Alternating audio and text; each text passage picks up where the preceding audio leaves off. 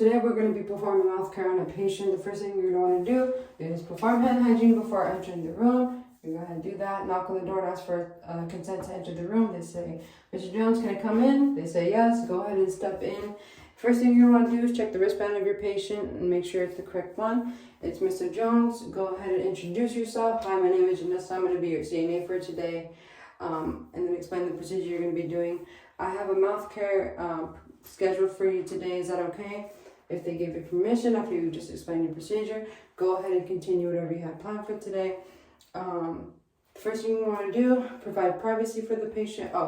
First thing you want to do is provide privacy for the patient. Hire the bed to a workable level, so whatever is comfortable for you, and put them up at least a 90-degree angle so that they're sitting upright.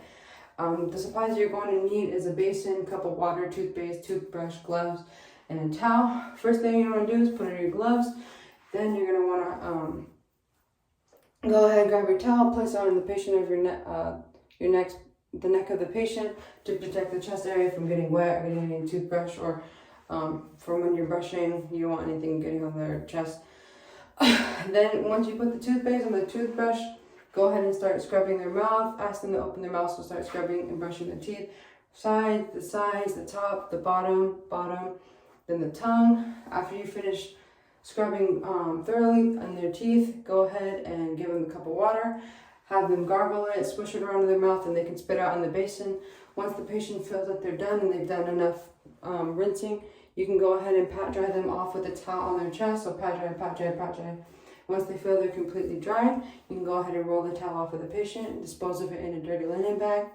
After you dispose of it in a dirty linen bag, you can go ahead and take off your gloves, dispose of them in the trash can. You can go ahead and lower their bed back to a comfortable level, and this is where you can perform your closing. So you're going to want to make sure they're aligned in their bed's locked, and that they have their collar in reach or at least in hand.